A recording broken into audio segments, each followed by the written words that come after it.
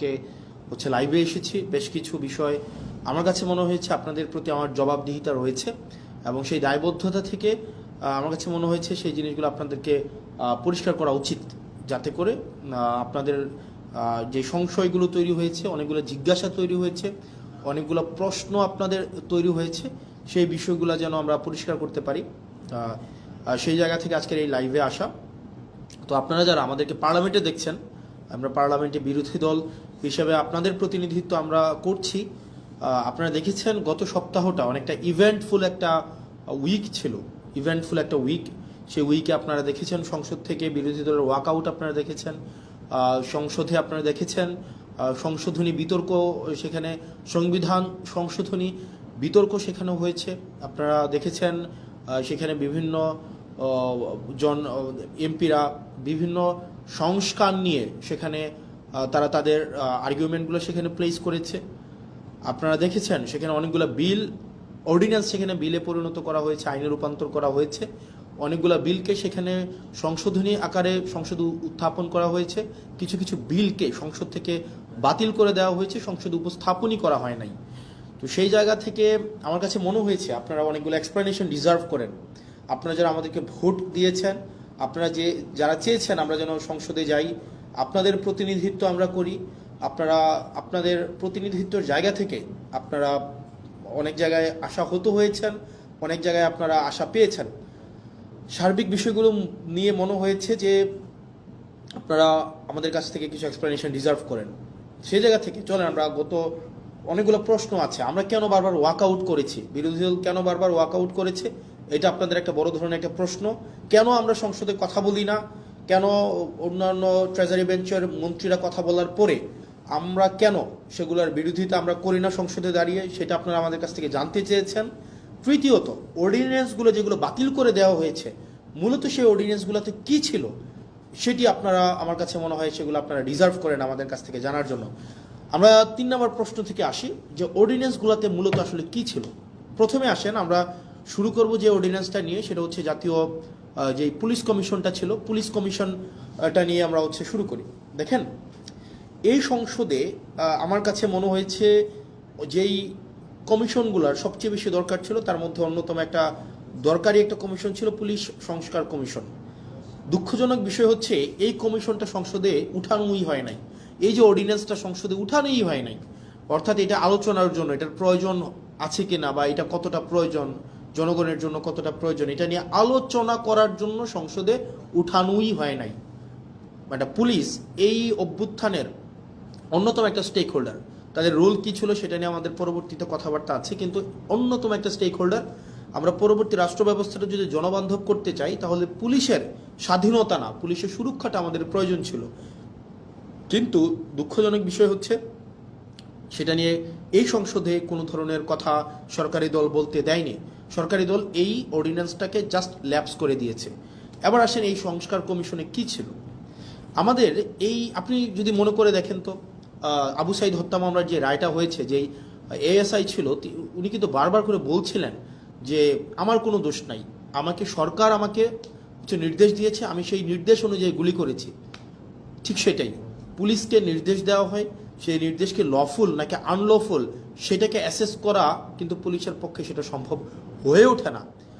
তো আমাদের যে পুলিশটা গড়ে উঠেছে, এই পুলিশ সম্পর্কে আমাদের যে ধারণা, সেই ধারণাটা কি, সে পুলিশ হচ্ছে খারাপ, পুলিশ ঘুষ খায়, পুলিশ হচ্ছে দুর্নীতিগ্রস্ত, পুলিশ হচ্ছে চাঁদাবাজ, পুলিশের জমি দখল করে, মানুষের সম্পদ দখল করে বাসা থেকে উঠাই নিয়ে যায়। অর্থাৎ জনগণ এবং পুলিশের সম্পর্কটা এরকম বিরোধের একটা সম্পর্ক। জনগণের বিরুদ্ধে পুলিশের যে একটা চিত্র আবহমান কাল থেকে প্রতিষ্ঠিত করা হয়েছে, এটা আসলে রাষ্ট্রের জন্য কোনো সুখকর নয়। পুলিশ কিন্তু জনগণের বিরুদ্ধে থাকার কথা ছিল না। পুলিশকে যেভাবে ঘুষখোর হিসেবে উপস্থাপন করা হয়েছে, রাষ্ট্র যেভাবে পুলিশকে হাতিয়ার বানিয়েছে দমনপীড়নের, সরকার যেভাবে দমনপীড়নের হাতিয়ার বানিয়েছে পুলিশকে, এটা হওয়ার কথা ছিল না। সেজন্য এই অভ্যুত্থানের পরে আমরা চেয়েছিলাম যে পুলিশকে একটা গুণগত সংস্কার হোক। কিভাবে গুণগত পুলিশের এই সংস্কারটা হোক, সেটা হচ্ছে আমরা চেয়েছিলাম পুলিশের যে একটা অভিযোগ আছে, আপনি দেখেন পুলিশের বর্তমান পরিস্থিতি, পুলিশ হচ্ছে, আমি ব্যক্তিগতভাবে মনে করি রাষ্ট্রের সবচেয়ে নিরীহ যদি রাষ্ট্রের কোনো অঙ্গ সংস্থা থাকে সেটা হচ্ছে পুলিশ। পুলিশকে মারতে বললে মারে, ছাড়তে বললে ছাড়ে, ধরতে বললে ধরে। পুলিশের এর বাইরে কিন্তু কিছু করার নাই। পুলিশকে যেই তার ঊর্ধ্বতন কর্মকর্তা যেই অর্ডার দেয়, সেটা লফুল হোক আর আনলফুল হোক, পুলিশ কিন্তু এটাকে বাস্তবায়ন করতে হয়। সেই জায়গা থেকে আমরা চেয়েছিলাম যে, এবং পুলিশের কিছু সমস্যা আছে। যেমন পুলিশের 1 নম্বর সমস্যা হচ্ছে পুলিশ সারাদিন ডিউটি করতে হয়, মানে অলমোস্ট 24/7 ডিউটি করতে হয়, তাকে ওভারটাইম দেওয়া হয় না। পুলিশ, আপনি যদি রাজারবাগ পুলিশ লাইনগুলোতে যান বা বাংলাদেশের থানাগুলোতে যান, আপনি গিয়ে দেখবেন পুলিশ যে ধরনের হচ্ছে অমানবিক জীবনযাপন করে, মানে পুলিশের যে অমানবিক জীবনযাপন, এটা মানে যেটা আনইমাজিনেবল, এই একটা অমানবিক জীবনের মধ্যে থেকে, এবং তার যে বেতন কাঠামো আছে সেটা নিয়ে কথা নাই বলি, তাকে ওভারটাইম দেওয়া হয় না, তাকে অলওয়েজ সিনিয়রদের যে অর্ডার, এটা আনলফুল হইলেও তাকে এটা বাস্তবায়ন করতে হয়, এবং তাকে এটা বাস্তবায়ন যদি না করে তাহলে তার পদায়ন, তার পদোন্নতি, তার হচ্ছে ট্রান্সফার, এই সবগুলোকে আটকে দেওয়া হয়। এবং দুঃখজনক বিষয় হচ্ছে, পুলিশ যদি সরকারের কোনো ইচ্ছার বাইরে যায়, অন্যায্যভাবে সরকার একটা অর্ডার করছে, এটার বাইরে যদি পুলিশ যায়, তার চাকরি অলমোস্ট ইম্পসিবল হয়ে ওঠে। এখন দেখেন, পুলিশের এই যে ক্ষোভ, পুলিশের প্রতি যে এইসব অন্যায্য অবিচার করা হচ্ছে, তার পোস্টিং, প্রমোশন, পদোন্নতি সবগুলো রাজনৈতিক ইচ্ছার উপরে নির্ভর করা হচ্ছে। বাংলাদেশে পুলিশ যারা সরকারের যত বেশি পদলেহন করে, যারা সরকারের সবচেয়ে বেশি কাছাকাছি থাকে, যারা সরকারি দলকে সবসময় পৃষ্ঠপোষকতা করে, তারা ভালো পোস্টিং পায়, তারা ভালো প্রমোশন পায়। সেজন্য সরকারের লিগ্যাল অর্ডার করুক অথবা আনলিগ্যাল অর্ডার করুক, এই কারণে পুলিশরা সবসময় চায় সরকারের মনোরঞ্জনের মধ্য দিয়ে ব্যস্ত থাকতে। এখন এই যে পুলিশের যত অভাব, পুলিশের যত প্রত্যাশা, পুলিশের যত চাওয়া পাওয়া, পুলিশের যত ক্ষোভ, এগুলা নিরসনের জন্য এই গভর্নমেন্ট একটা কাজ করেছিল, মানে ইন্টারিম গভর্নমেন্ট, সেটা ছিল পুলিশ গ্রিভিয়েন্স রিএড্রেস প্রোগ্রাম হাতে নিয়েছিল। অর্থাৎ পুলিশের ক্ষোভ নিরসন করা এবং ন্যায্যতার ভিত্তিতে পুলিশের যে প্রয়োজনগুলো, সেগুলোকে নিশ্চিত করার জন্য পুলিশ গ্রিভিয়েন্স রিএড্রেস প্রোগ্রাম হাতে নিয়েছিল এই সংস্কার কমিশনে। অথচ বিএনপি সরকার সেটাকে বাতিল করে দিয়েছে। ভাই, একটা জিনিস বুঝেন আপনারা, পুলিশ তো একটা ডিসিপ্লিনারি ফোর্স, তার প্রয়োজন, প্রত্যাশা, চাওয়া পাওয়া, সেগুলোর জন্য তো পুলিশ আন্দোলন করতে পারবে না, কোথাও গিয়ে স্মারকলিপি দিতে পারবে না। তাকে যদি আপনি একটা হিলিং একটা ওয়ে না দেন, একটা উইন্ডো না দেন, তাহলে তার প্রয়োজন, প্রত্যাশা সে কোথায় দিবে, মানে সেগুলো কার কাছে জানাবে? এটা জানানোর জন্য ইন্টারিম গভর্নমেন্ট যে পুলিশ সংস্কার কমিশনটা করেছিল, সেটা হচ্ছে সেখানে পুলিশের ক্ষোভটাও যেন পুলিশ জানাইতে পারে, পুলিশের অভিযোগটা যেন পুলিশ জানাইতে পারে। এবং পুলিশকে যদি কেউ আনলফুল্লি কোনো একটা অর্ডার করা হয়, পুলিশকে যদি কেউ অন্যায্যভাবে কোনো একটা অর্ডার করা হয় যে তোমাকে গুলি করতে হবে, তোমাকে কাউকে উঠাই নিয়ে আসতে হবে, তোমাকে মানে বেআইনি কোনো একটা কাজ করতে হবে, পুলিশ সদস্যরাও যাতে সেটা থেকে নিষ্কৃতি পায়, সেটা যেন একটা অভিযোগ জানাইতে পারে, সেটার জন্য পুলিশ গ্রিভিয়েন্স রিএড্রেস একটা প্রোগ্রাম হাতে নেওয়া হয়েছিল, সেটাকেও বাতিল করে দেওয়া হয়েছে। 2 নম্বর হচ্ছে, জনগণের কিন্তু পুলিশের বিরুদ্ধে অনেক অভিযোগ আছে। জনগণের যে পুলিশের বিরুদ্ধে অভিযোগ আছে, সেটার জন্য সিটিজেন কমপ্লেইন, এটা হচ্ছে management committee, citizen complain management committee, এটা করা হয়েছিল, এটাকেও বাতিল করে দেওয়া হয়েছে। মানে অভ্যুত্থান পরবর্তীতে পুলিশকে যুগোপযোগী করার জন্য, জনবান্ধব করার জন্য ইন্টারিম গভর্নমেন্ট যেই ধরনের পদক্ষেপগুলো হাতে নিয়েছিল, তার মধ্যে পুলিশ সংস্কার কমিশন অন্যতম। আপনি সেটাকে সংসদে উঠানি নাই, আপনি সংসদে উঠানোর আগে সেটাকে বাতিল করে দিয়েছেন। তো সেই জায়গা থেকে পুলিশের প্রতি, পুলিশকে যে রাজনীতি আবার করবে না, রাজনৈতিক হাতিয়ারে আবার পরিণত করবে না, পুলিশের যে উপরের যে পোস্টিংগুলো আছে, যেখানে প্রমোশনগুলো আছে, সেগুলোকে যে আবার রাজনীতিক করবে না, সেটার নিশ্চয়তা কিন্তু না। এবং সেটা খুবই দুঃখজনক, মানে সেটা খুবই দুঃখজনক। আপনারা আমার সামনে যারা আছেন, আপনারা আমাকে শুনতে পাচ্ছেন কিনা স্পষ্ট, বা দেখতে পাচ্ছেন কিনা, আপনারা আমাকে একটু জানাবেন কাইন্ডলি যে আমাকে স্পষ্ট দেখতে পাচ্ছেন কিনা। আমি নিশ্চিত না, কারণ শুরু থেকে আমি কথা বলছি। তাহলে দেখেন, পুলিশকে আমাকে যুগোপযোগী করতে হবে, পুলিশকে জনবান্ধব করতে হবে, পুলিশকে রাষ্ট্রের লাঠিয়াল বাহিনী হিসেবে, পুলিশকে যদি আমি রাষ্ট্রের লাঠিয়াল বাহিনীতে পরিণত করি, এবং পুলিশকে যদি ছাড়তে বললে, পুলিশ আমাদেরকে মাঝে মাঝে এসে বলে যে ভাই আমাদের পরিণতি হয়েছে এটা, সরকার ছাড়তে বললে ছাড়ি, মারতে বললে মারি, ধরতে বললে ধরি, অর্থাৎ আমাদের এই তথৈবচ অবস্থা। এখন এই তথৈবচ অবস্থা থেকে মুক্তির জন্য পুলিশ শুধুমাত্র লিগ্যাল অর্ডারটা বাস্তবায়ন করবে, এবং পুলিশ সরকারের লাঠিয়াল বাহিনী হইবে না, পুলিশ জনবান্ধব হবে, পুলিশ জনগণের হবে। সেটার জন্যই কিন্তু সংস্কার কমিশনটা করা হয়েছিল। দুঃখজনক বিষয় হচ্ছে, এই সংস্কার কমিশন, এই সরকার এটাকে ল্যাপস করে দিয়েছে, এটাকে উঠাইয়ে নাই। তার মানে এই সরকার যে অ্যাটিটিউড, এই সরকারের যে মনোভাব পুলিশকে নিয়ে, এই সরকারের যে চাওয়া পাওয়া পুলিশকে নিয়ে, সেটা হচ্ছে এই সরকার পুলিশকে আবার একটা লাঠিয়াল বাহিনীতে পরিণত করতে চায়। কারণ সে যতই বলুক আমরা এগুলাকে বিবেচনা করব, আমরা এটাকে আরও বেশি সুন্দর করে, আরও বেশি শক্ত করে নিয়মের মধ্য দিয়ে এটাকে করব, আলটিমেটলি কিন্তু এটা করছে না, বা করবে কিনা সেটা কিন্তু আমরা আস্থা পাচ্ছি না। পরবর্তীতে যদি আরও ভালো সংস্কার কমিশন আপনি করতেন, তাহলে এই কমিশনটাকে আপনি স্বীকৃতি দিয়ে পরবর্তীতে আপনি ভালো সংস্কার কমিশন করতেন, আপনি কিন্তু সেটা করেন নাই। তার মানে পুলিশ সংস্কার কমিশনেরকে বাতিল করার মধ্য দিয়ে এই সরকারের মনোভাব কি বা কোন দিকে যাচ্ছে সেটা কিন্তু আমরা বুঝতে পারি। এরপর আসেন দ্বিতীয়ত মানবাধিকার কমিশন। মানবাধিকার কমিশনের যে বিষয়টা, সেটা হচ্ছে মানবাধিকার কমিশনের সাথে আমাদের, আমি সিম্পল ভাষায় বলছি, মানবাধিকার কমিশনের সাথে আপনার তিনটা বিষয় সম্পৃক্ত। এক, মানবাধিকার কমিশনের সাথে আপনার গুম কমিশন সম্পৃক্ত। আমাকে কি স্পষ্টভাবে শুনতে পাওয়া যাচ্ছে কিনা? স্পষ্টভাবে শুনতে পাওয়া যাচ্ছে আমাকে একটু? ইয়েস। তাহলে আমার তিনটা বিষয় আপনারা দেখেন, মানবাধিকার কমিশনের সাথে আপনার তিনটা বিষয় সম্পৃক্ত। একটা হচ্ছে গুম কমিশন এবং জুলাই যোদ্ধাদের যে ইন্ডিমনিটি দেওয়া হয়েছিল সেই কমিশনটা। আমি সিম্পল ভাষায় বলি মানবাধিকার কমিশনটা কি ছিল।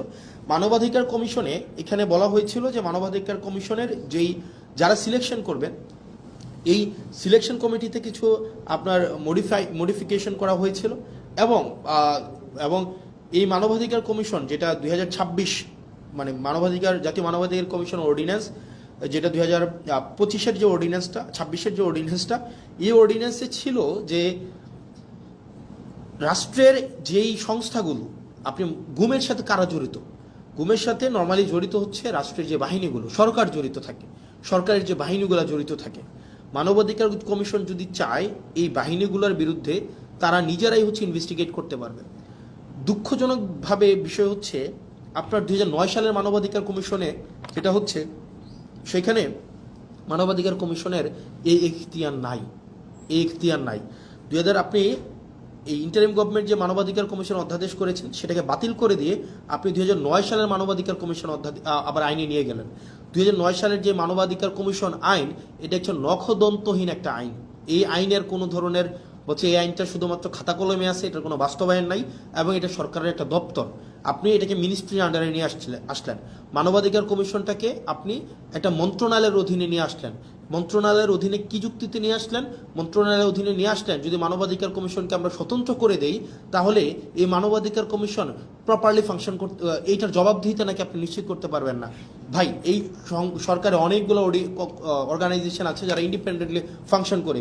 সিইসি ইন্ডিপেন্ডেন্টলি ফাংশন করে, সিজিএস ইন্ডিপেন্ডেন্টলি ফাংশন করে, এখানে হচ্ছে পিএসসি ইন্ডিপেন্ডেন্টলি ফাংশন করে। ঠিক একইভাবে মানবাধিকার কমিশন ইন্ডিপেন্ডেন্টলি ফাংশন করতো, কিন্তু আপনি যেটা করলেন সেটা হচ্ছে মানবাধিকার কমিশনকে একটা মন্ত্রণালয়ের অধীনে নিয়ে আসলেন।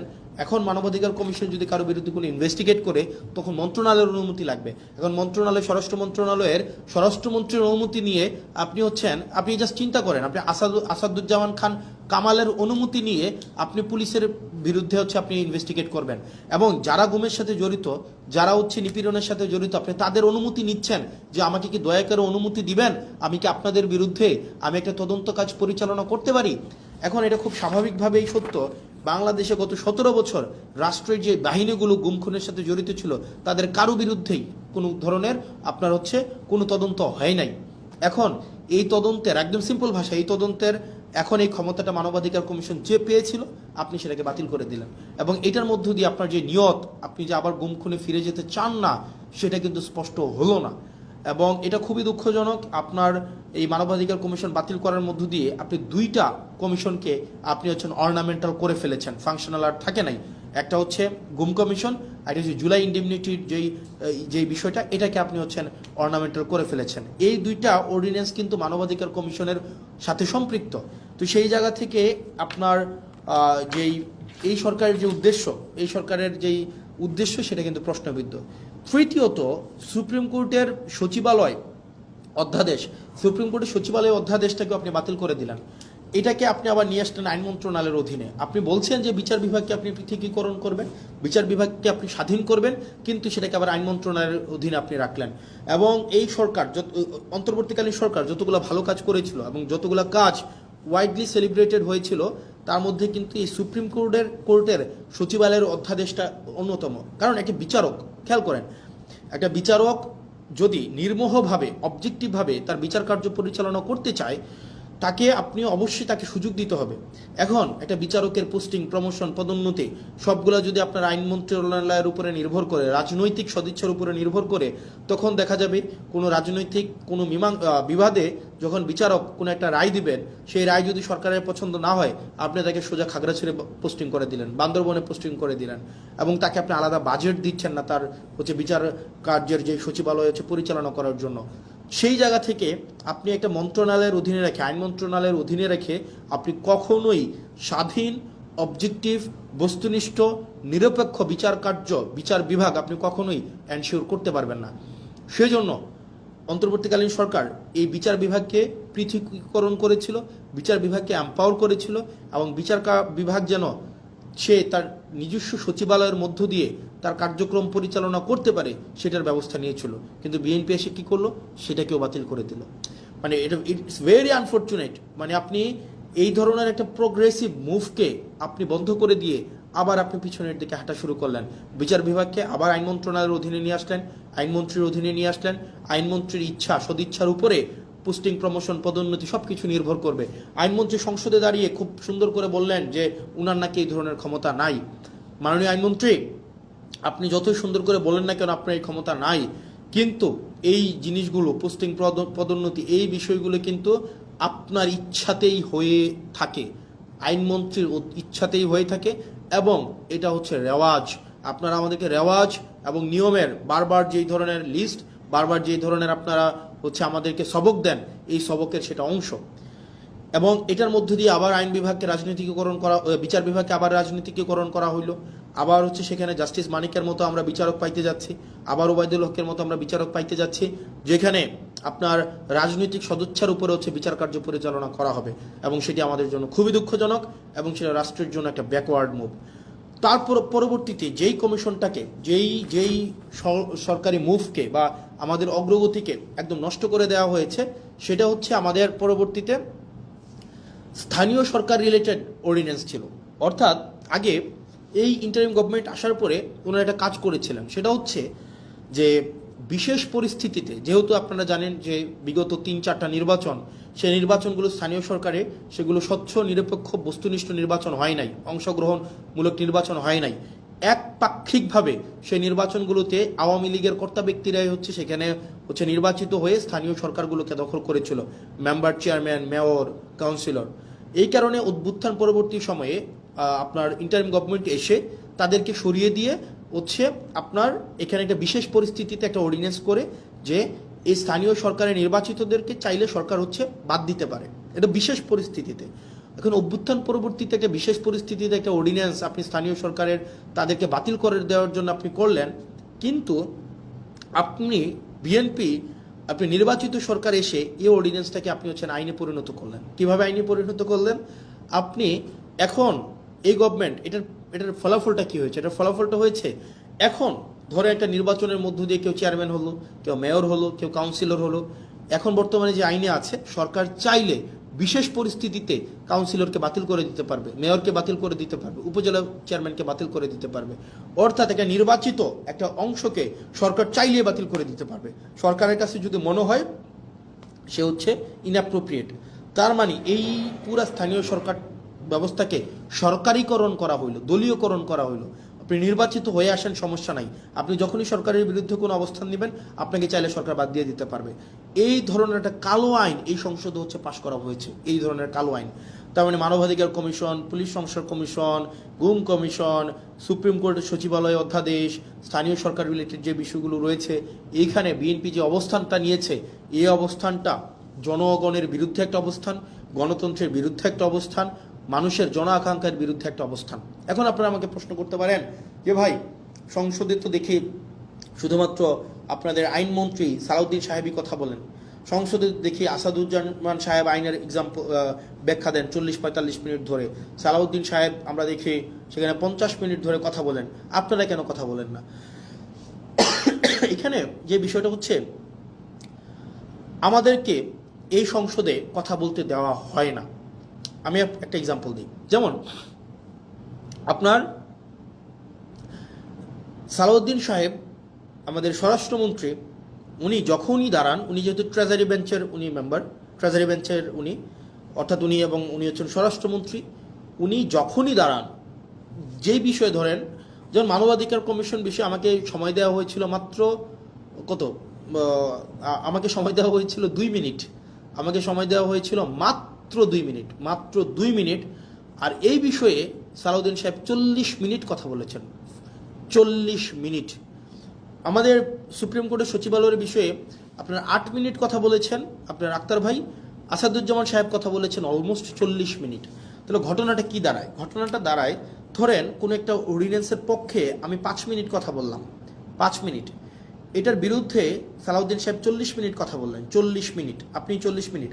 এই 40 মিনিটে উনি যদি কোনো অযৌক্তিক কথাও বলেন, সেটাকে যখন আমি আবার দাঁড়াবো যে ওনার অযৌক্তিক কথাগুলোকে খণ্ডন করার জন্য, আমাদেরকে সেখানে কোনো অ্যালাউ করা হয় না। তার মানে আপনি সময় পাচ্ছেন 5 মিনিট আর সালাউদ্দিন সাহেব সময় পাচ্ছেন 40 মিনিট।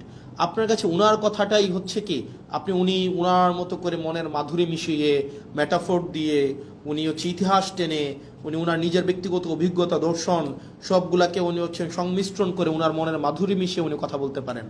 এবং সেই জায়গা থেকে আমাদেরকে সময় দেওয়া হয় 2 মিনিট, এবং রিকোয়েস্ট করে সময় নেওয়া হয় 1 মিনিট, এবং যখনই আবার সময় চাওয়া হয় তখন আমাদেরকে বলা হয় this is not Shahbag square, it's parliament, which is very unfortunate.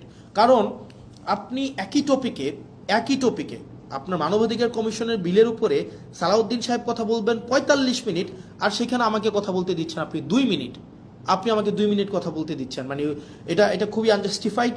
যখন এটারই বিরোধিতা আমরা করেছিলাম, যখন এটাই চেয়েছিলাম যে এটার বিরোধিতা হচ্ছে, তখনই হচ্ছে আমাকে বলা হইলো যে this is not Shahbag square, it's parliament. এবং বিএনপি এক ধরনের 2টা কাজে জুচ্চুরি করেছে, জুচ্চুরি মানে সিম্পল জুচ্চুরি করা। জুচ্চুরি করা কি? জুচ্চুরি হচ্ছে ওনারা দিনের আলোতে প্রতারণা করেছে। যেমন জুলাই জাদুঘর একটা অধ্যাদেশ ছিল, এই অধ্যাদেশটা কথা ছিল এটাকে অপরিবর্তিতভাবে সংসদে আইন আকারে পাশ করা হবে। ওনারা কি করলেন? ওনারা একদম সংসদ শুরু হওয়ার সময়, সংসদ একদম বিলটা পাশ করার 5 মিনিট আগে ওনারা এটাকে সংশোধনী আকারে উপস্থাপন করে ওনারাকে বিলটাকে পাশ করায় নিলেন, যেটা কোনো এটাকে একটা কমিটমেন্ট ব্রিচ করা হয়েছে। এটা কথা ছিল না, কথা ছিল এটা অ্যাজ ইট ইজ পাশ করাবে। এখন আপনি আমাকে বলতে পারেন তাহলে আপনারা প্রতিবাদ করলেন না? আমরা অবশ্যই প্রতিবাদ করেছি, এবং আপনারা যদি দেখে থাকেন তাদের যেহেতু মেজরিটি 2/3, তারা এখন কাউকে আর তোয়াক্কা করার প্রয়োজন মনে করে না। তাদের কথা হচ্ছে আপনারা পার্লামেন্টে থাকলে থাকবেন, না থাকলে নাই, আমার যে আইনটা আমি যেভাবে ইচ্ছা আমি করব, এবং যেভাবে ইচ্ছা আমি সেটাকে পাশ করব। এবং ওনারা আরো কয়েকটা জায়গায় ওনারা আমাদের সাথে প্রতারণা করে যাচ্ছেন, বাংলাদেশের সাথে প্রতারণা করে যাচ্ছেন। যেমন কথা ছিল প্রত্যেকটা আইন, পূর্ণাঙ্গ আইন অন্তত 3 দিন আগে সবার কাছে ওনারা হচ্ছে পূর্ণাঙ্গ বিলটা ওনারা হাতে দিবেন। ওনারা 3 দিন আগে হাতে দেন না। ওনারা যেটা করেন, ওনারা হচ্ছে বিলটা সংসদে উত্থাপনের 15 মিনিট আগে আপনাকে এতগুলো পেয়ে যায় না ধরাই দিবে, 15 মিনিট আগে। এবং এই 15 মিনিট আগে আপনাকে এই পুরো বিলটার যদি আপনি একমত থাকেন বা দ্বিমত প্রকাশ করেন, এই 15 মিনিটের মধ্যে আপনাকে জানাইতে হবে। এবং এটা হচ্ছে এক ধরনের পুকুর চুরি করার মতো। এবং আপনারা দেখবেন মানবাধিকার পুলিশ সংস্কার কমিশন, এটা কিন্তু সংসদে উত্থাপনের কথা ছিল, কিন্তু ওনারা এই কমিটমেন্টটা ওনারা ব্রেক করেছেন। ওনারা অনেকগুলা কমিটমেন্ট ওনারা সিরিজ আকারে ব্রেক করেছেন। 1 নম্বরে ব্রেক করেছেন, ওনারা বলেছিলেন 98টা অধ্যাদেশ ওনারা অ্যাজ ইট ইজ পাস করবেন। এই অ্যাজ ইট ইজ 98টা কমিশন পাস করার কথা থাকলেও ওনারা সেই জায়গায় ওনারা হচ্ছেন আমাদের জাতির সাথে ওনারা প্রতারণা করেছেন, ওনারা কমিটমেন্ট ব্রেক করেছেন। দ্বিতীয়ত ওনারা বলেছিলেন খ ক্যাটাগরির 16টা সংশোধন আকারে বিলগুলো হচ্ছে সংসদে উপস্থাপন করবেন, সেখানে হচ্ছে ওনারা হচ্ছেন কমিটমেন্ট রাখেন নাই, ওনারা সংশোধিত আকারে উত্থাপন করে নাই। অনেকগুলা বিল, যে বিলগুলো মানবাধিকার কমিশন, পুলিশ সংস্কার কমিশন, তারপরে হচ্ছে আপনার গুম অধ্যাদেশ, এই বিষয়গুলো বলেছিলেন ওনারা এই সংসদে আলোচনার জন্য ওনারা হচ্ছেন নিয়ে আসবেন, সেখানেও সবগুলা বিল ওনারা নিয়ে আসেন নাই। এখন ওনারা যেহেতু মেজরিটি, ওনারা যা ইচ্ছা তা করতে পারেন। যেমন ওনারা অ্যাসালমকে গতকাল দেখলেন, মানে বাংলাদেশের জন্য আরেকটা কালো, মানে একটা দিন, কালো দিনটা ওনারা দেখেন। অ্যাসালম, আমি সংসদে প্রশ্ন করেছিলাম বাংলাদেশের শীর্ষ 20টা ঋণখেলাপি প্রতিষ্ঠানের তালিকা দেওয়ার জন্য। তো আমির খসরু সাহেব আপনার হচ্ছে ফিনান্স মিনিস্টার, উনি 20টা ঋণখেলাপির তালিকা আমাদেরকে দিয়েছেন, সংসদে সেটা আছেন। এই 20টার মধ্যে 9টাই হচ্ছে অ্যাসালমের প্রতিষ্ঠান। এই অ্যাসালম ইসলামী ব্যাংক থেকে 82,000 কোটি টাকা শুধু ইসলামী ব্যাংক থেকে ওনারা হচ্ছে ঋণখেলাপি করেছে। 82,000 কোটি টাকা ইসলামী ব্যাংক থেকে নিয়ে গিয়েছে অ্যাসালম। আপনার ইন্টারিম গভর্নমেন্ট যখন আসলো, ইন্টারিম গভর্নমেন্টের আপনার হচ্ছে যিনি গভর্নর ছিলেন, এই গভর্নর কি করলেন, এই ব্যাংকগুলোকে বাঁচানোর জন্য 36,000 কোটি টাকা রিফিল করলেন, যেন এই ব্যাংকগুলো জনগণকে এই টাকাটা দিতে পারে এবং ব্যাংকগুলোকে যেন বাঁচানো যায়। 36,000 কোটি টাকা, 36,000 CR। এখন যেটা হয়েছে, গতকাল একটা ব্যাংক অর্ডার পাস করাই নিলেন মেজরিটির বড়াই দিয়ে। ব্যাংক অর্ডারে কি আছে? অর্ডারে আছে আপনার আগের যারা মালিক ছিল, যারা ব্যাংকগুলোকে নষ্ট করেছে, যারা ব্যাংকগুলোকে একদম মানে ধ্বংস করে দিয়েছে বাংলাদেশের অর্থনীতিকে আওয়ামী লীগের সময়, এবং এই ব্যাংকগুলোকে চুরি করে টাকাগুলোকে বিদেশে নিয়ে গিয়েছে, এই ইন্টারিম গভর্নমেন্ট স্ট্রিক্ট আইন করেছিল তাদেরকে কোনোভাবে এই ব্যাংকে ফেরত আনা যাবে না, এই মালিকদেরকে আর ব্যাংক তুলে দেওয়া হবে না। কারণ ভাই, তারা ব্যাংকগুলোকে নষ্ট করে দিয়ে জনগণের টাকাগুলোকে বিদেশে পাচার করে দিয়েছে, এই মালিকদের হাতে আর ব্যাংক তুলে দেওয়া যাবে না। অথচ গতকাল সরকার একটা আইন করলো, সেই আইনটা হচ্ছে কি?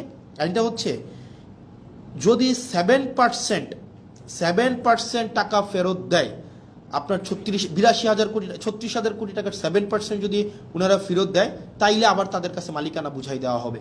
তাহলে চিন্তা করেন, তার মানে আপনি টাকা 82,000 কোটি টাকা মারলেন, এখন সরকার এই ব্যাংকগুলোকে বাঁচানোর জন্য আবার 36,000 কোটি টাকা দিল। এখন আপনি মাত্র 7% টাকা ফেরত দিয়ে, তার মানে হচ্ছে 2,500-3,000 কোটি টাকা ফেরত দিয়ে আপনি আবার মালিকানা পেয়ে যাবেন। তার মানে আপনি চুরির সময় চুরি করলেন, চুরি করার সময়, মানে এটা সিম্পল, এটা বোঝানো হচ্ছে যেমন যদি বলতে যাই, আপনার একটা দোকান আছে, এই দোকানে 1 লক্ষ টাকা ছিল, আপনার এই 1 লক্ষ টাকার পুঁজিটাকে পুঁজিটাকে বিক্রি করে দিলেন, একদম আপনার লাভ তো করলেন না, পুঁজিটাকে বিক্রি করে দিলেন, 1 লক্ষ টাকাই আপনি বিক্রি করে দিলেন, নিজের মতো করে খরচ করে ফেললেন, এই 1 লক্ষ টাকা সরাই নিলেন।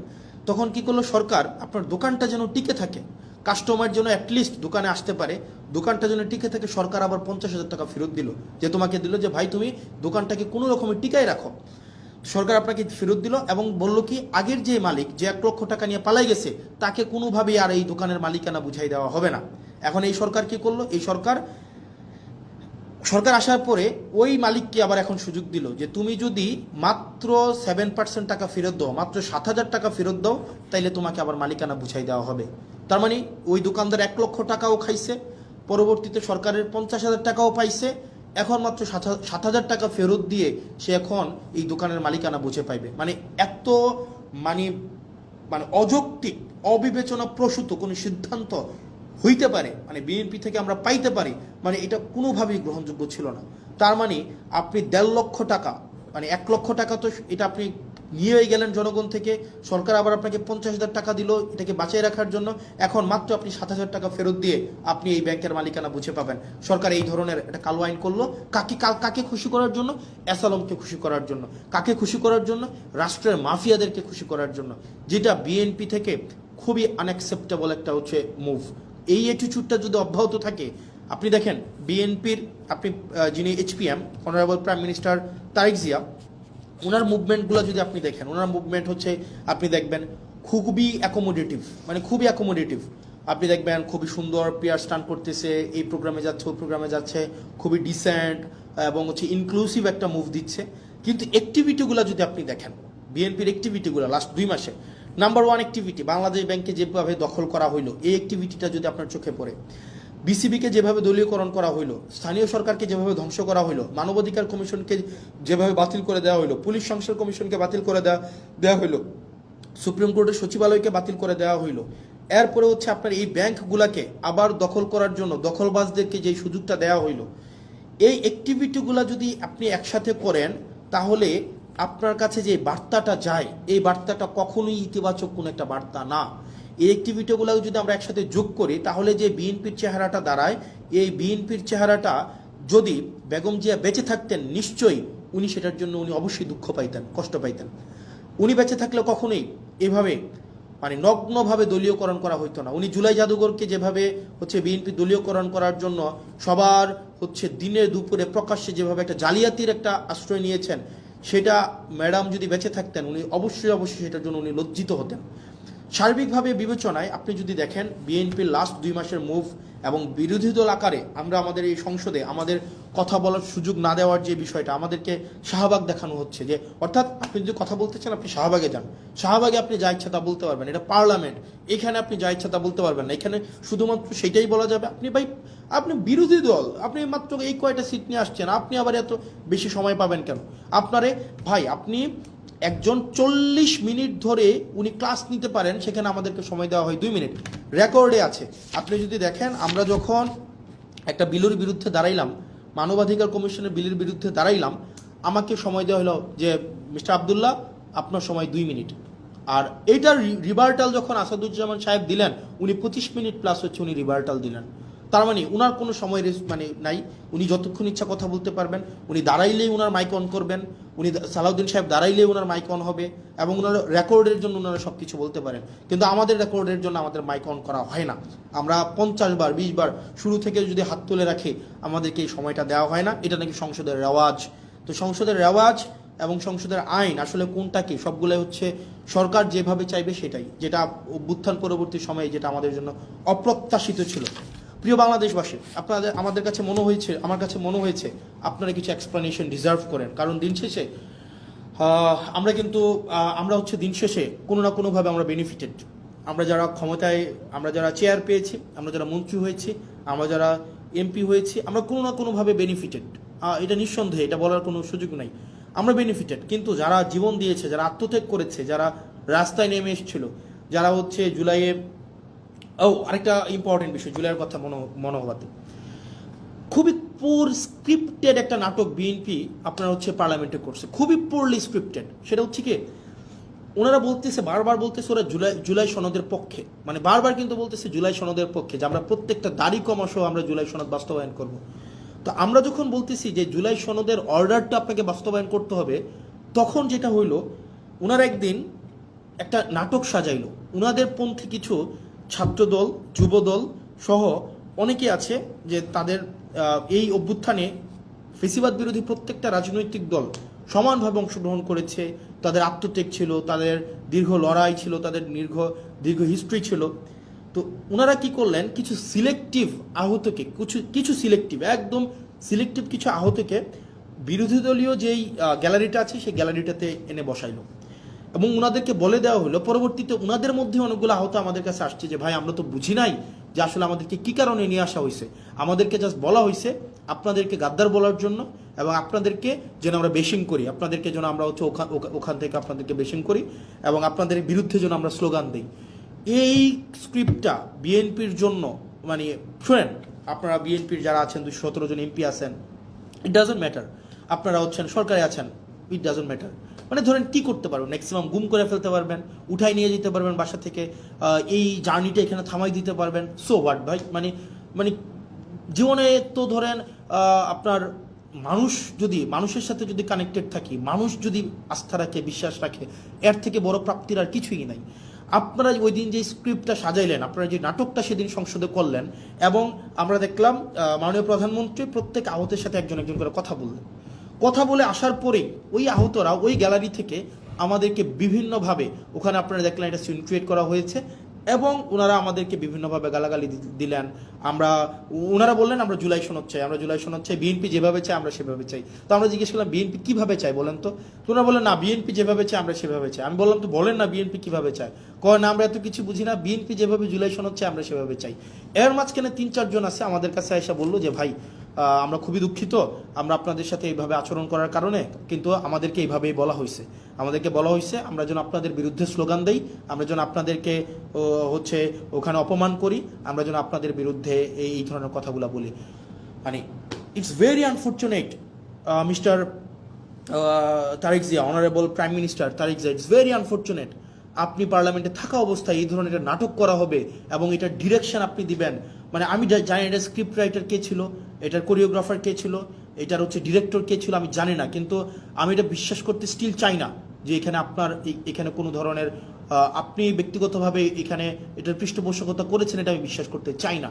কিন্তু এটা যদি হয়ে থাকে, এটা ভেরি আনফর্চুনেট, এটা আপনার জন্য একটা ডিসক্রেডিট। কারণ আপনি এই ধরনের একটা মানে সংসদে যারা মানে বিএনপিপন্থী জুলাই, জামাতপন্থী জুলাই যুদ্ধে এইভাবে ক্লাসিফিকেশন করবেন এবং তাদেরকে দিয়ে প্রেস কনফারেন্স করিয়ে আমাদের বিরুদ্ধে কথা বলাবেন, এবং তারা পরবর্তীতে এসে তারা বুঝবে, তারা স্বীকার করবে যে তাদেরকে ব্যবহার করা হয়েছিল, এর থেকে দুঃখজনক Mister Tarique Zia, honourable prime minister, কিছু হইতে পারে না।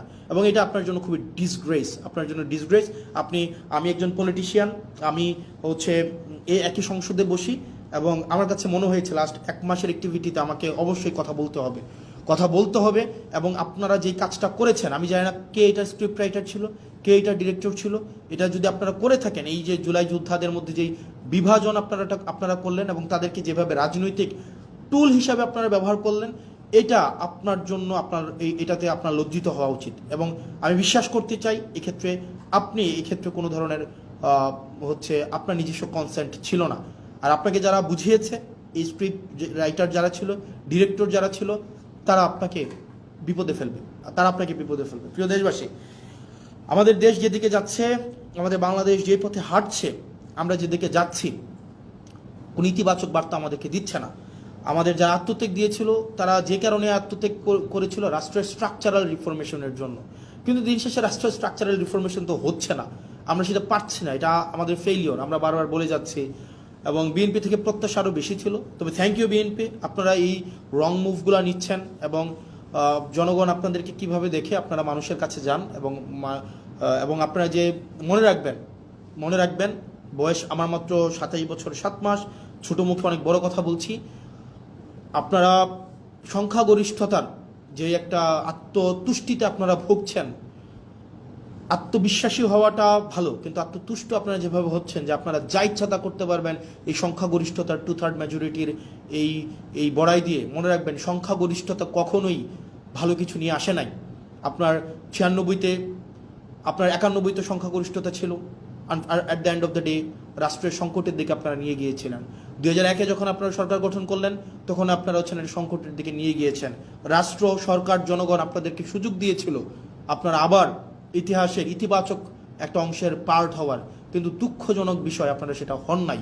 এবং আমাদের অনেক এমপিও আছে, বিএনপির মন্ত্রীদেরকে আসলে রাগাইতে চায় না, মনে করে যে এলাকার বাজেট টাজেট বন্ধ করে দিবে, উন্নয়ন কার্যক্রম বন্ধ করে দিবে, তাদের সাথে আসলে সম্পর্ক নষ্ট করে কী লাভ, আবার সম্পর্ক ভালো রেখেও কী লাভ। যেটা সত্য সেটা বলতে হবে।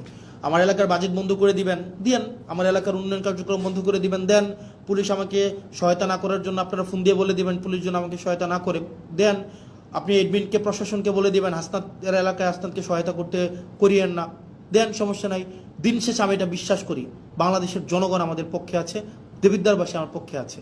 এবং আমার বরাদ্দ বন্ধ করে দেওয়া, আমার এলাকার পুলিশকে আপনারা ফোন দিয়ে বলে দিবেন আমাকে যেন হেল্প না করে, কোনো সমস্যা নেই। আপনি ধরেন এটা যদি মনে করেন আপনার এই ক্ষমতাটা স্থায়ী, এটা সবসময় থেকে যাবে, এটা মানে এটা কোনোভাবেই সম্ভব না। মানে আপনারা আমাকে অসহযোগিতা করেন, ওয়েলকাম। দেবিদ্বারবাসী জানে, দেবিদ্বারবাসী এমনি 17 বছর ধরে বঞ্চিত ছিল, হয়তো আর কিছুদিন থাকবে। আপনারা আমার হয়তো উন্নয়ন কার্যক্রম আটকাই দিবেন, আমার বিভিন্ন কাজ আটকাই দিবেন, পুলিশ হয়তো আমাকে অসহযোগিতা করবে, অ্যাডমিনিস্ট্রেশন আমাকে হয়তো অসহযোগিতা করবে, কিন্তু সত্য বলা থেকে আমাকে বিরত রাখতে পারবে না। সংসদে একটা চেয়ার তো কি হয়েছে ভাই, একটা লাইফে, একটা জীবনে, মানে 2টা ডাল ভাত খায় বেঁচে থাকলেই তো হয়েছে, এর বেশি তো কোনো কিছুর দরকার নাই।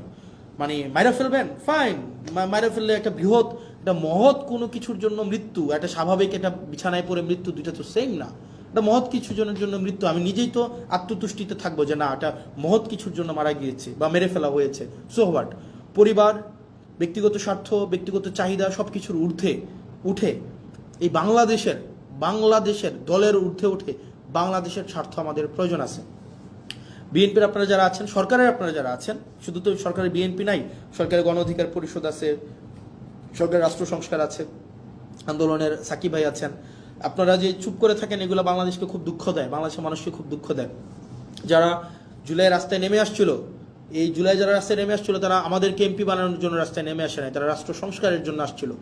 দুঃখজনক বিষয়, আপনারা কার প্ররোচনায়, কার কথায় বা কিভাবে আপনারা একটা ব্যাকওয়ার্ড মুভ নিয়েছেন, সেটা আমাদেরকে অনেক বেশি আমাদেরকে কষ্ট দেয়। প্রিয় বাংলাদেশবাসী, আমরা আবার আমাদেরকে এই বিষয়গুলোকে আপনারা আমলে নেবেন। আমাদের যে প্রয়োজন, রাষ্ট্রের কাঠামোগত যে পরিবর্তনগুলো, আমাদের রাষ্ট্রের কাঠামোগত পরিবর্তনগুলোকে আমাদের অবশ্যই নিয়ে আসতে হবে। মানে নো ম্যাটার হোয়াট, কে বাধা দিচ্ছে, কিভাবে বাধা দিচ্ছে, আমাদেরকে রাষ্ট্র কাঠামোর পরিবর্তন না হওয়া পর্যন্ত আমাদের এই লড়াই চালাই যেতে হবে। কিন্তু অত্যন্ত দুঃখজনক বিষয়, দেখেন, মানে এটা আমাদের জন্য খুবই দুঃখজনক। আন্দোলনের সময় দেখা যায় নিম্নবর্ণের মানুষগুলা, নিম্নবর্গের রাজনৈতিক কর্মীরা রাস্তায় এসে জীবন দেয়, ব্যবসায়ীরা তখন এসে টাকা পয়সা দেয়। আন্দোলনের পরে দেখা যায় হচ্ছে রাজনীতিবিদরা আবার ব্যবসায়ীদের সাথে হাত মিলায়, রাজনীতিবিদরা তাদের পদ পদবি পায়, যেমন আমরা পেয়েছি। আমি নিজেকে সেখান থেকে আলাদা করছি না, কিন্তু দিন শেষে জনগণ কিছুই পায় না। মানে আমরা জনগণের জন্য আসলে কি করতেছি? সবগুলা করতেছি দলের জন্য, সবগুলা করতেছি ব্যক্তির জন্য, সবগুলা করতেছি নিজের জন্য। মানে এই পিপলটা কোথায়? পিপল তো আমাদের মধ্যে নাই, মানে আমাদের মধ্যে তো পিপল নাই। মানে আমরা জনগণের জন্য তো কিছু করতেছি না। যারা কোনো কিছু না পাওয়ার জন্য রাস্তায় নেমে আসছিল, যে এই ছেলেটা, আপনাদের মনে আছে জুলাইতে একটা ছেলে মাথার মধ্যে একটা কড়াই বেঁধে পিছনে এইচএসসির এডমিট কার্ডটা বেঁধে রাস্তায় নেমে আসছিল, এই পোলাপয়েন্টগুলো কেন আসছিল রাস্তায় বলেন তো? যে মেয়েটা একটা আপনার হচ্ছে ক্রিকেট ব্যাট হচ্ছে কাঁধ ভেঙে স্কুল ব্যাগে নিয়ে যাচ্ছিল তার ভাইকে মেরে ফেলতেছে বলে, বা হচ্ছে রাষ্ট্র কাঠামোর এই যে নষ্ট হয়ে গেছে বলে, ওই মেয়েগুলা কি পাইছে? তাদের কাছে আসলে আমরা কি জবাব দিব? যে মায়েরা রাস্তার মধ্যে নেমে আসছিল, তাদের কাছে আসলে আমরা কি জবাব দিব? আমি খুব দুঃখ পাই এই সংসদ, যে সংসদে ইলিয়াস আলীর ওয়াইফ বসে আছে, যে সংসদে হুম্মাম কাদের বসে আছে, যে সংসদে আরমান বসে আছে, সেই সংসদে আপনার গুম অধ্যাদেশ বাতিল করে দেয়, সেই সংসদে মানবাধিকার কমিশন বাতিল করে দেয়। আমরা কিচ্ছু করতে পারলাম না। যেই সংসদে প্রত্যেকটা মানুষ সাফারার, সেই সংসদে আজকে এই সাফারারগুলাই অনেকটা অপ্রেশরের ভূমিকায় অবতীর্ণ হতে যাচ্ছে। আমি বিশ্বাস করতে চাই না এটা। তো দিন শেষে আসলে জনগণ কিছুই পায় নাই। জনগণ সবসময় টুল হিসাবে ব্যবহার করা হয়। তাদেরকে কাজে লাগাইয়া যারা ক্ষমতায় থাকে তাদের ক্ষমতাকে ইলাস্ট্রেট করতে চায়। তো প্রিয় বাংলাদেশবাসী, আমরা আমরা আমরা সরি, আমরা পারছি না। তবে এর মানে এই না যে আমরা হাল ছেড়ে দেব। আমরা আমাদের শেষটা দিয়ে, আমরা আমাদের জায়গা থেকে আমাদের চূড়ান্ত ত্যাগ যদি করতে হয়, সেই ত্যাগের বিনিময় হইল আমাদের এই স্ট্রাকচারাল রিফরমেশনগুলোতে আমরা কোনোভাবেই কম্প্রোমাইজ করব না। আপনারা একবার ভাবেন তো, আপনারা এখন যারা আমাকে দেখছেন, এই পাশে যারা কেউ আমাকে দেখছেন, কেউ আমাকে শুনছেন, কেউ আমাকে গালাগালি করছেন, আপনারা সারা গালাগালি করছেন, তারা সহ আপনাদের সবাইকে একটা প্রশ্ন। 2024 সালে বা 2023 সালে রাষ্ট্র সংস্কারের এই প্রস্তাবনাগুলো যদি শেখ হাসিনা দিত, যে এই ধরনের একটা মানবাধিকার কমিশন করা হবে, এই ধরনের একটা পুলিশ সংস্কার কমিশন করা হবে, এই ধরনের একটা হচ্ছে বিচার বিভাগ পৃথকীকরণ, সুপ্রিম কোর্টের সচিবালয় পৃথকীকরণের একটা কমিশন করা হবে, 2023 সাল বা 24 সালে দিত এই ধরনের একটা প্রস্তাব, আপনারা বলেন তো বিএনপি কি এটার বিরোধিতা করতো? বিএনপি এটার বিরোধিতা করতো না। বিএনপি এগুলোকে লুফে নিত। এই রাষ্ট্র কাঠামোর এই প্রস্তাবটাকে বিএনপি লুফে নিত। তার মানে বিরোধী দলে থাকতে মানবাধিকার আরাম, সরকারি দলে আসলে সেটা হয়ে যায় হারাম। বিরোধী দলে থাকলে পুলিশের স্বাধীনতা চাওয়া আরাম, সরকারি দলে আসলে পুলিশের সুরক্ষা এবং স্বাধীনতা চাওয়া হয়ে যায় হারাম। বিরোধী দলে থাকলে বিচার বিভাগের স্বাধীনতায় রাস্তা গরম করতে দেখা যায়, কিন্তু সরকার গঠন করার পরে আর এই হচ্ছে আপনার বিচার বিভাগের স্বাধীনতা তখন হয়ে যায় হারাম।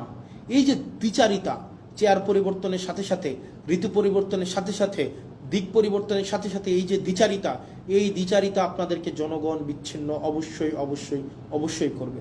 প্রিয় দেশবাসী, আমরা আমাদের জায়গা থেকে প্রত্যেকটা মানুষ, আমি বিশ্বাস করতে চাই, আমাদেরকে আর এই যে ধরেন ওই যে একটা কথা আছে না, ভূগোল বুঝায়া আমাদেরকে জনগণ বিরোধী কোনো ধরনের কর্মসূচি করে ফেলবে সরকার, এই সরকারি এই সুযোগ আমরা দিব না। জীবন চলে গেলে জীবন দিব, যান চলে গেলে যান দিব, কিন্তু রাষ্ট্রবিরোধী, সরকারি বিরোধী মানে কোনো ধরনের কোনো কার্যক্রম করতে দেব না। রাষ্ট্রবিরোধী, জনগণ বিরোধী। অনেকেই বলেন যে ভাই আপনি যেভাবে কথা বলতেছেন, এই যে একজন বলতেছে আপনাকে তো সরকার ফান্ড বন্ধ করে দিবে। দেখ, সো হোয়াট? মানে আমি কি সরকারের পা চাটবো নাকি? মানে মন্ত্রীর সাথে সম্পর্ক রাখবো একটা অনিচ্ছ সুবিধা পাওয়ার জন্য, সংসদে দাঁড়ায় একটা ন্যায় কথা বলা থেকে বিরত রাখবো নাকি? ভাই মানে আমার জবাবদিহিতা হচ্ছে মানুষের কাছে, মন্ত্রীর কাছে না। মন্ত্রী এই বছর আছে, আরেক বছর থাকবে না, এই টার্ম আছে, আরেক টার্ম থাকবে না, কিন্তু জনগণ সবসময় থাকবে। সুতরাং যদি আপনি আমাকে বলেন যে সত্য বলা থেকে বিরত রাখার জন্য, শুধুমাত্র বরাদ্দ পাওয়ার জন্য, ফান্ড পাওয়ার জন্য, সত্য বলার থেকে বিরত রাখার জন্য আমি যদি এখনই এই কম্প্রোমাইজ করি, পরবর্তীতে আরও বড় কিছু পাওয়ার জন্য আমি বিভিন্নভাবে আমার জীবনটা কম্প্রোমাইজের মধ্য দিয়েই যাবে।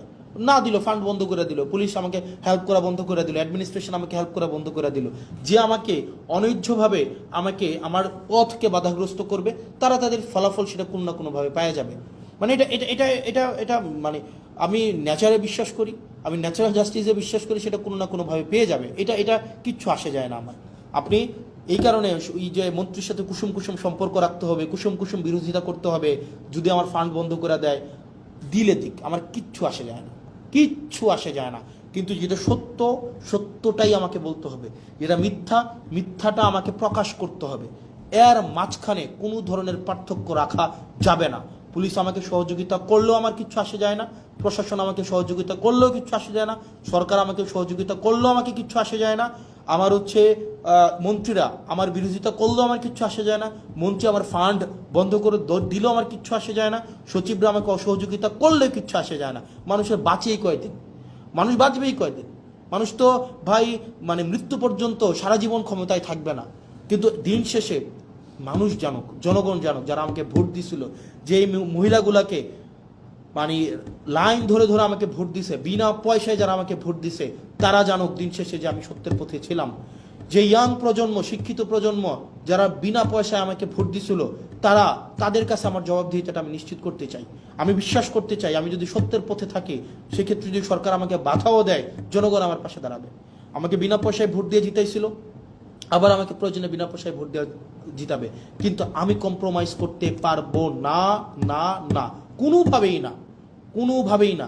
আমি মিডিয়াকে দেখেছি দালালি করতে, মিডিয়ার যে দালালি, মানে এটা পৃথিবীতে যদি কোনো উদাহরণ হয়ে থাকে মিডিয়ার দালালি, এটা বাংলাদেশে হচ্ছে 1 নাম্বার হবে মিডিয়ার দালালি।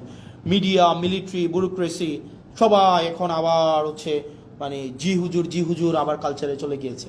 এই জি হুজুর কালচারে এনসিপি যাবে না, জি হুজুর কালচারে এনসিপি রাজনীতিবিদরা যাবে না, কোনোভাবেই যাবে না, কোনোভাবেই না। আপনি আমার চেহারা নিয়ে কথা বলেন, আপনি আমাকে চেহারা নিয়ে আমাকে ট্রোল করেন, আপনি আমাকে কালো বলেন, হোয়াট এভার, এগুলো আমার কিচ্ছু আসে যায় না।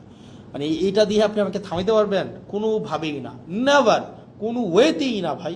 যেটা সত্য, এই সত্য, যত মানে ইভেন আমার জীবনের যদি কষ্ট হয়, আমার জীবনের যদি স্যাক্রিফাইস হয়, সেইটা থেকে আপনি আমাকে বিরত রাখতে পারবেন না, যতদিন না পর্যন্ত এই স্ট্রাকচারাল রিফরমেশনগুলো তৈরি হবে, মানে আপনার স্ট্রাকচারাল রিফরমেশনগুলো বাস্তবায়ন না হয়, ততক্ষণ পর্যন্ত আমাদের এই লড়াই চলবে, আমাদের লড়াই চলবে। আপনি সংসদে আমাদেরকে লবিতে আসা বলবেন বয়স কত, মাত্র এতদিন, আর অপেক্ষা করো, অপেক্ষা করো, দরকার আছে শত্রু বাড়াইয়া, দরকার আছে শত্রু বাড়াইয়া।